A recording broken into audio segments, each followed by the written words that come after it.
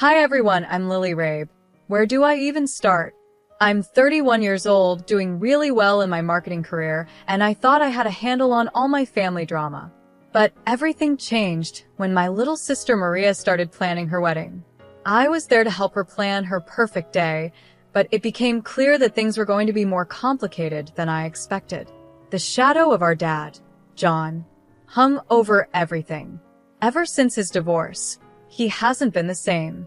He's been struggling, sinking into a mess of alcohol and poor choices. One of the worst decisions, in my opinion, is his new girlfriend, Julie. From the moment I met her, I got bad vibes. One day, while Maria and I were picking out flowers, she turned to me, worry clear in her voice. "Liv, do you think Dad will actually show up sober?" she asked, her eyes filled with hope. "I really hope so, me," I said, trying to reassure her. "For your sake, I do." But deep down, I wasn't sure hope was going to be enough. As the wedding day got closer, I felt like I was less of a maid of honor and more of a referee, constantly trying to keep the peace. My boyfriend, Paul, was amazing through all of it. He'd always try to calm me down, saying things like, "Babe, you can't control everything." I know. I'd reply, though in my heart I couldn't stop worrying. But if Dad ruins this day for Maria, I'll never forgive him. Little did I know, things were about to get much worse. About a week before the wedding, I met up with my best friend Teresa for coffee.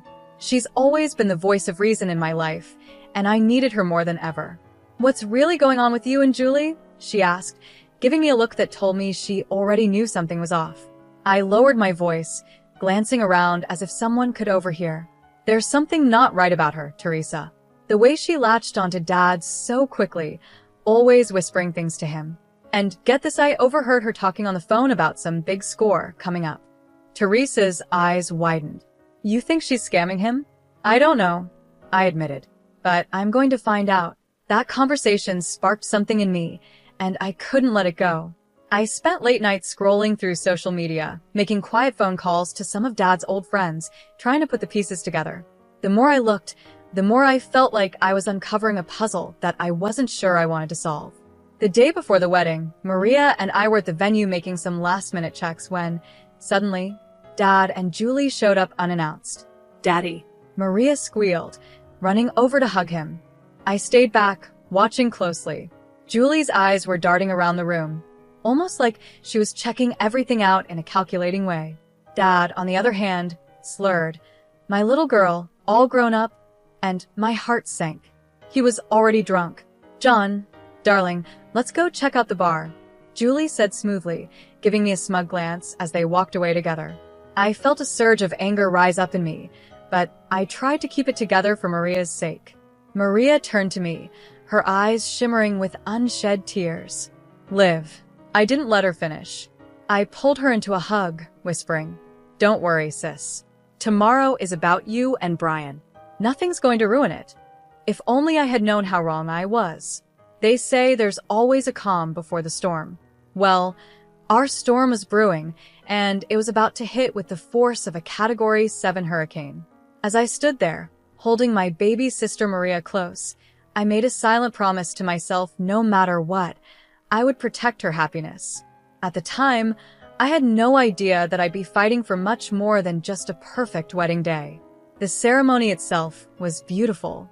Maria looked absolutely radiant, and for a brief moment, all the family drama seemed to disappear. Standing beside her, watching her exchange vows with Brian, I felt a flicker of hope. Maybe, just maybe, we could get through this day without any problems. I wanted so badly for Maria to have one perfect day. But that fragile hope was shattered the moment we walked into the reception. I saw him almost immediately, Dad, standing by the bar, already drunk, with Julie clinging to him like a lifeline. My heart sank. "You okay?" Paul, my boyfriend, whispered as he squeezed my hand, sensing my unease. "I've got to hold it together for Maria," I muttered, forcing a smile. But deep down, I knew it was only a matter of time before something went terribly wrong. As the night wore on, the tension in the room became unbearable. Dad's laughter grew louder, his movements more and more sloppy. Julie's eyes kept scanning the room, a strange gleam in them that made my skin crawl. Something wasn't right, and I could feel it. Liv, Dad's making a scene? Maria whispered to me, her voice filled with worry. I'll handle it, I said, trying to sound confident. I walked over to where Dad was attempting a very unsteady Macarena, stumbling and laughing like nothing was wrong. Dad, let's get some fresh air, I suggested, trying to stay calm. Nonsense, he slurred. I'm celebrating my baby girl's big day. He tried to twirl, but nearly fell over.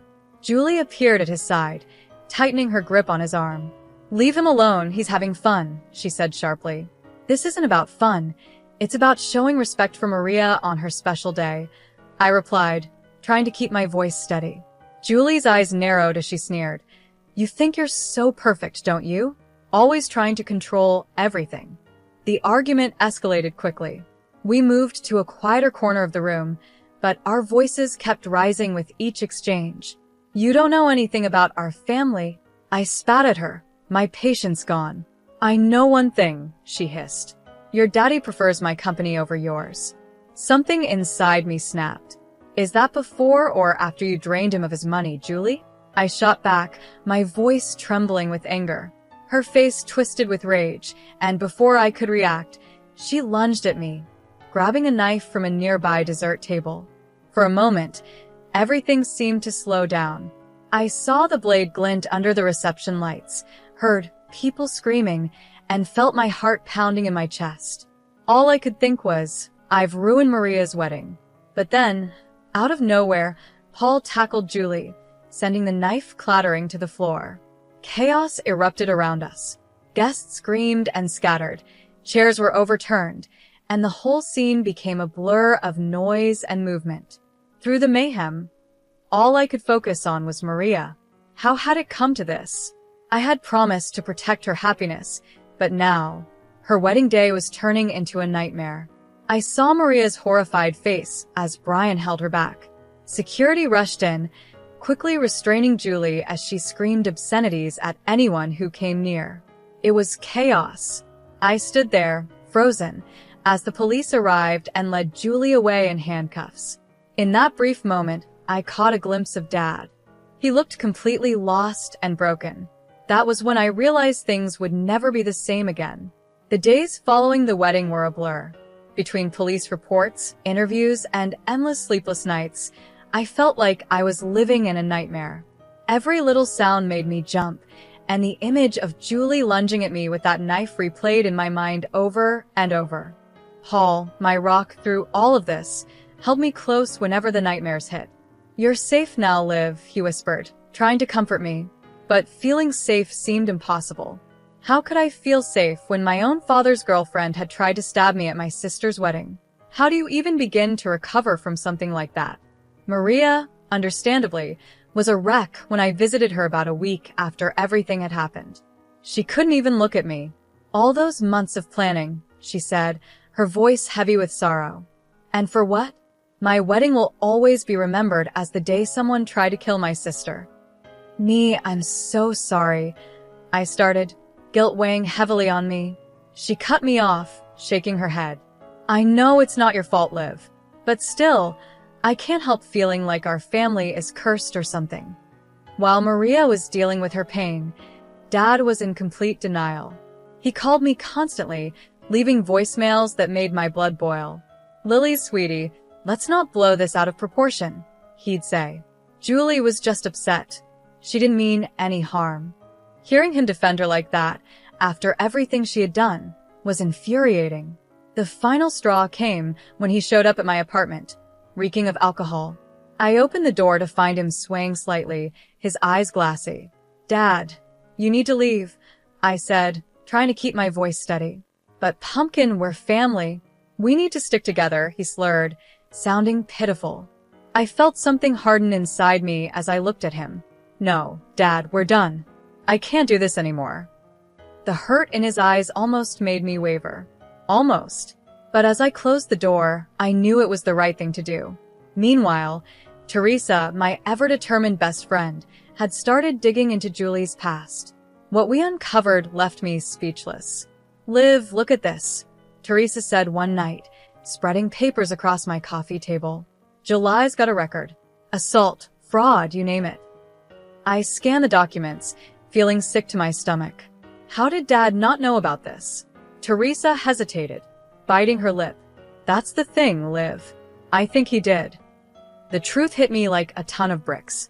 We found joint bank accounts, suspicious money transfers, evidence that Dad wasn't just a victim in all of this. He was an accomplice. Telling Maria what we discovered was one of the hardest things I've ever had to do. We sat together in her kitchen, the wedding gifts still sitting in the corner, untouched. I can't believe it, she whispered, tears streaming down her face.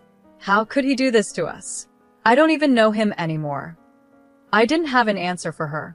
I didn't know who Dad was anymore either. I spoke softly but firmly. We need to protect ourselves now. Maria looked at me, her expression shifting to one of determination. I'm with you, Liv. Always, she replied. Despite her words, the guilt weighed heavily on me. I had exposed our father's crimes, and in doing so, I might have destroyed his life. But then again, hadn't he already done that to himself? The mix of anger, confusion, and guilt was too much for me to handle alone, so I decided to seek help. That's how I found myself sitting in a therapist's office, trying to make sense of it all. Lily, it's normal to feel conflicted. My therapist, Dr. Jacob, reassured me during one of our sessions. You've been through something traumatic. You're grieving the loss of the father you thought you knew. I stared down at my hands, feeling torn. But shouldn't I hate him after everything he's done? There's no should when it comes to emotions, she explained kindly. What's important is that you acknowledge how you feel and work through it. Working through it sounded easy, but it wasn't. Still, as I left Dr. Jacob's office that day, I felt a small glimmer of hope. It wasn't much, but it was a start. Maybe, just maybe, I could rebuild something positive from the ruins of my family's past. For months after the wedding disaster, I found myself in a place I never thought I'd be happy. Despite everything that had happened, I had a strong support system. Maria, Paul, Teresa, and I had become an unbreakable team. Our bond was stronger than ever. One night, while we were having dinner at my apartment, Maria raised her glass. To new beginnings, she toasted. And to family, the one we choose, I added, clinking glasses with my sister. The media was all over Julie's trial. It was a circus. Sitting in that courtroom, my stomach was in knots as Julie's true nature was revealed for everyone to see. Dad sat beside me, looking completely stunned as her history of crimes came to light. But the real shock was yet to come. Teresa and I had been working hard, gathering evidence of Dad's involvement in Julie's schemes. During the trial, our lawyer stood up and addressed the court. Your Honor, we have documentation proving John Rabe involvement in Miss Blake's fraudulent activities. As the legal battle continued, my personal life took an unexpected turn for the better. My career started to take off. One Sunday afternoon, my boss called me into his office. Lily, we're promoting you to Senior Marketing Director, he said with a smile. Your resilience and creativity this past year have been outstanding. I left his office in a daze, immediately calling Paul to share the news. Babe, that's incredible. I'm so proud of you, he exclaimed, excitement clear in his voice. Amidst all the chaos, Maria and Brian made a beautiful decision. They decided to renew their vows. This time, it was a small, intimate ceremony in their backyard, with only close friends and family. Second time's the charm, Brian joked, making Maria giggle as they exchanged rings again. Watching them, I felt a sense of peace wash over me. We were finally healing, all of us. Then, the day of Julie's sentencing arrived. The courtroom was filled with tension as the judge prepared to deliver the verdict. As I sat there, I reflected on how far we had come since that fateful wedding day. We had been through so much pain and betrayal, but somehow, we had made it through. We were stronger, and we were moving forward. It wasn't easy, but we had found our way back to each other. The storm had passed, and we were finally finding calm again. I stood up to deliver my victim impact statement, my hands shaking but my voice steady. The scars from that night run deep. I began, but they've made me stronger. I looked directly at Julie. knowing this was my moment to reclaim my life. I'm here today not as a victim, but as a survivor. As Julie was led away in handcuffs, I felt a sense of closure. It was like a long and painful chapter of my life was finally coming to an end. The real celebration, however, came a month later. Maria, Brian, Paul, Teresa, and I were at my favorite restaurant, gathering to celebrate my promotion and everything we had overcome together. To Lily, Teresa raised her glass, her smile wide. The strongest person I know. I couldn't let her finish without adding, to all of us. I looked around at the faces of the people who had stood by me through the hardest year of my life, for proving that family isn't just about blood, but about loyalty and love. As we laughed and shared stories, I felt something shift inside me. I realized how much had changed. The past year had been like a nightmare, but in a strange way, it had also been a gift. It showed me who really mattered. It taught me how strong I could be. And it gave me the courage to cut out the negativity and toxic influences in my life. Sitting there, surrounded by real love and happiness, I knew that this was my happy ending. It wasn't perfect, and it came with its scars, but it was real. And that made it beautiful. For the first time in a long time, I felt hopeful about the future. I was grateful for the family I had found and the strength I had discovered within myself. So, that's where my story ends. But I'm curious about your thoughts. If you were in my shoes, would you have given your father another chance after everything he did? Or would you have kept those boundaries in place like I did? It's a tough decision, and I know many of you have faced similar struggles with toxic family members. I'd love to hear your experiences. Please share in the comments how you've handled difficult family dynamics in your own lives. If my story resonated with you, please hit that like button and consider subscribing for more real-life stories and discussions about navigating complicated family relationships. Your support means so much to me, and it helps me continue sharing these personal stories. Thanks for watching, and I'll see you in the next video.